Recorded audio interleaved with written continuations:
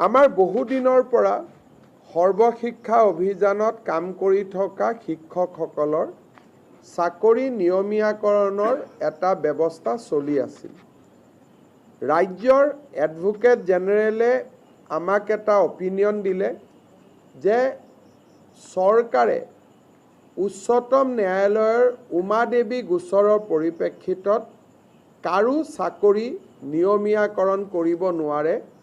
কেবিনেটৰ এই পাৱাৰ উচ্চতম ন্যায়ালয়ে প্ৰত্যাহাৰ কৰিছে। তাৰ পৰিপ্ৰেক্ষিতত আমি কাৰো চাকৰি নিয়মীয়াকৰণ কৰিব নোৱাৰোঁ।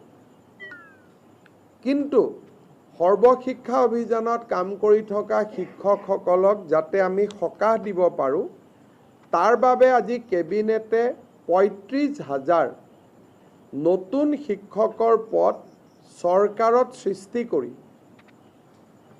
SSR শিক্ষকসকলৰ বাবে এটা স্পেচিয়েল ৰিক্ৰুটমেণ্ট ড্ৰাইভ কৰিব খুজিছে। অৰ্থাৎ এই বিশেষ ৩৫,০০০ পোষ্টত অকল SSR কাম কৰি থকা শিক্ষকসকলেহে আবেদন কৰিব পাৰিব আৰু বাকী নিয়মীয়া যিবিলাক পোষ্ট তাত ফ্ৰেছ কেণ্ডিডেটবিলাকে আবেদন কৰিব পাৰিব। এই ৩৫,০০০ শিক্ষকে SSR পৰা আহি চৰকাৰত সোমোৱাৰ লগে লগে সৰ্বশিক্ষা অভিযানত ৩৫,০০০ পোষ্ট বিলুপ্তি হ'ব।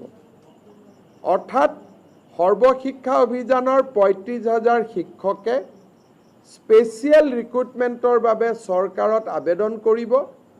চৰকাৰে তেওঁলোকৰ কাগজ পত্ৰ চোৱাৰ পিছত তেওঁলোকক নিয়োগৰ সুবিধা কৰি দিব চৰকাৰত, য'ত NPS পাব, চৰকাৰৰ পে স্কেল পাব, ইনক্ৰিমেণ্ট পাব, গোটেইবোৰ পাব। কিন্তু এইখিনি হৈ উঠাৰ পিছত সৰ্বশিক্ষা অভিযানত পূৰ্বতে কাম কৰি থকা তেওঁলোকৰ পদসমূহ বিলুপ্তি হৈ যাব। অৰ্থাৎ আমি ৰেগুলাৰাইজেশ্যন কৰিব নোৱাৰাৰ বাবে আমি স্পেচিয়েল ৰিক্ৰুটমেণ্ট ড্ৰাইভ সৰ্বশিক্ষা অভিযানৰ শিক্ষকসকলৰ বাবে কৰিব খুজিছোঁ।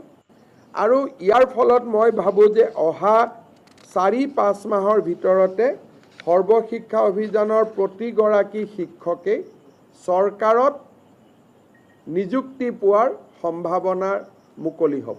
আজিও তেওঁলোকে ৰেগুলাৰ ৰিক্ৰুটমেণ্ট ড্ৰাইভত কিছুমান তেওঁলোকে ৰেগুলাৰাইজ হৈ থাকে, কিন্তু এইটোত তেওঁলোক